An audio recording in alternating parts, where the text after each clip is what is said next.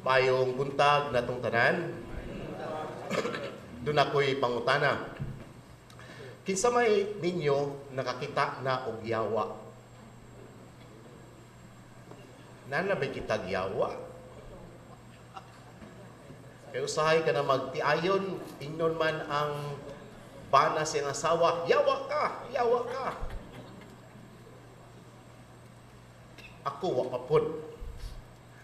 Apan, kung atong tanahon sa karaang kasulatan, o gani sa bagong kasulatan, ang yawa magpakita.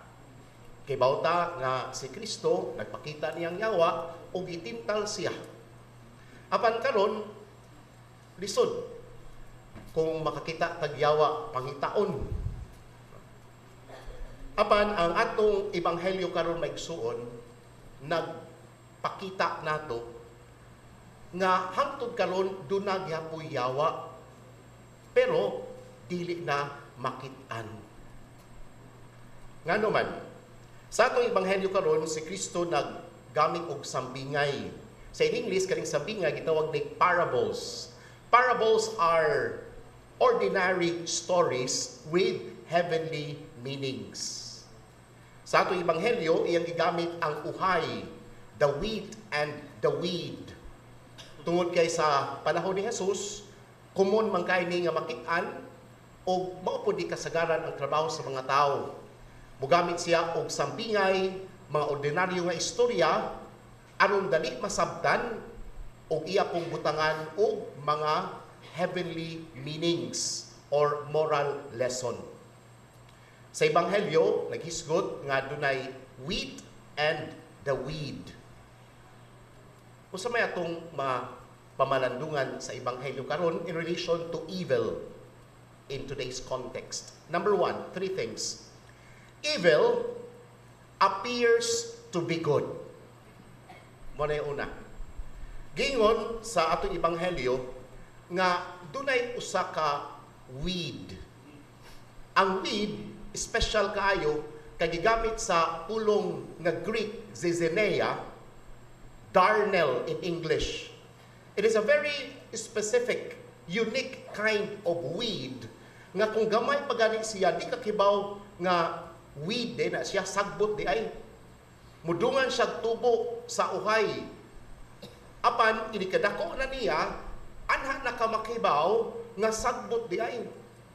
Initubo niya, you will realize that it is not a wheat, but rather it is a weed. Makailan. Inigamay, ura-ura, o wheat. Inikadako, you will realize that it is a weed. Sagbot. Evil appears to be good. Nga sa atong kinabuhi maigsuon, di ta kaybaw nga gigamit na dahil sa yawa, instrumento na dahil sa yawa, pananglitan. Kana bitang cellphone, kitang tanan na may cellphone, maayo man ng cellphone. Pero sahay gamito na sa yawa ang cellphone. Labi nagwali ang pari, kunya mo vibrate, matintal kag tan-aw. Wa na, natintal na ka. Kana bitang estudyante, di ba, magtuon kay ni kagabi unta. Sus, tan-aw man ka og salida kay finals man sa World Cup. Or ganahan nimo tiwason ang Netflix, adi nakakatuon. Kay gigamit sa yawa ang imong gadget aron di ka katuon. Because evil appears to be good. Sama bitaw ng pagkaon kitang tanan ganahan kita mo kaon, di ba? Maayo man ang kaon, kinahanglan pud ta mo kaon. Pero gamito na sa yawa, nganuman, biskang busog na ka, mukaon pag yun. Biskang busog na ka, mukaon pag yun. Ang uban, di na noong kakaon. Kasa anong ka o gluttony. Evil appears to be good. Maayo, pero usahay, di takabantay, gamiton sa yawa. Ilan-ilaron dayta. Number 2, evil uses our weaknesses. Sa atong ebanghelyo karon gingon nga ang amo nagtanom siya og uhay. Apan pagkagabi, samtang nga tulog ang tanan, dunay kontra nga nagsabod og sagbot. Maayo man ang pagkatulog. Pero kung atong pamalandungan, usahay kung magpakabuta, bunguta, kay naatay mga weaknesses, maunay entry point sa yawa. Aware ba ta sa atong mga weaknesses? Na uban, di ba? Giingon sa panultihon, the way to a woman's heart is give her food. Kung ang iyang weakness ice cream, baka nag-ice cream, mawa na ang iyang sapot. Usahay ang atong weakness. Kung atong weakness katulog, mao na, pakatulga, dili na kamata. Matug na sdayon. Kung sa may atong mga weaknesses, kanang gitawag bitaw og Achilles heel. Usahay nindot man ang atong mga achievements sa kinabuhi. Pero usahay gamiton sayaw ang atong achievements tungod kay ang atong weakness kinahanglan man ta daygon, and we become proud of what we achieve in life. Naatay mga talents, maayo man ang talents. Pero usahay mo na gamiton sa yawa aron kita we become superior from other people. Laylain ta og weaknesses, pero bantay kay mauna ang iyang entry point. Usahay ang atong weakness, makakita kay tag sayo, makita kay ta nga dili mamao, gamito na siyawa. Instead nga atong kurian, gamiton daayo na aron kita saputon, aron maguba ang atong adlaw.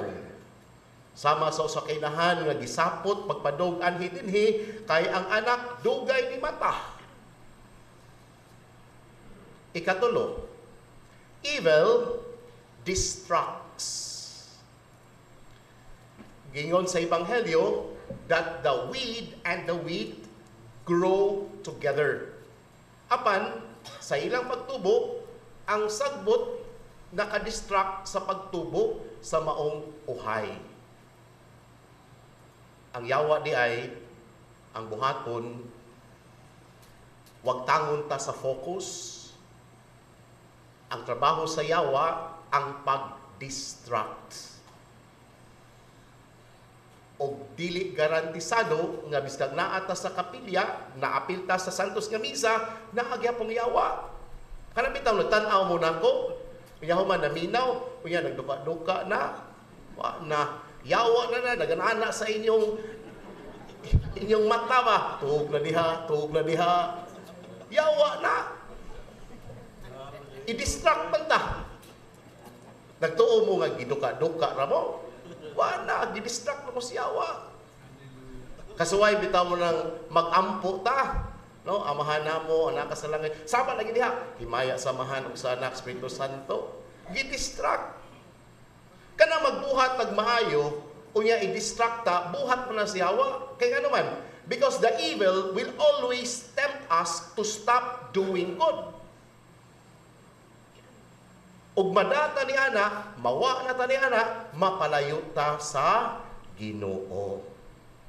Mo nang ma-distracted ganita, ingna dayon pahawa Satanas.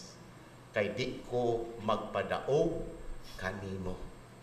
Mao nga maigsuon karong panahona, satol kayo ang existence sa yawa nga usahay dili na ta makabantay. Ako maning gihatag sa mga members sa Oasis of Love nga example. Kaya ang yawa, iya magyud kang pakgangon. Kana bitaw karon simba ka karong Domingo ha.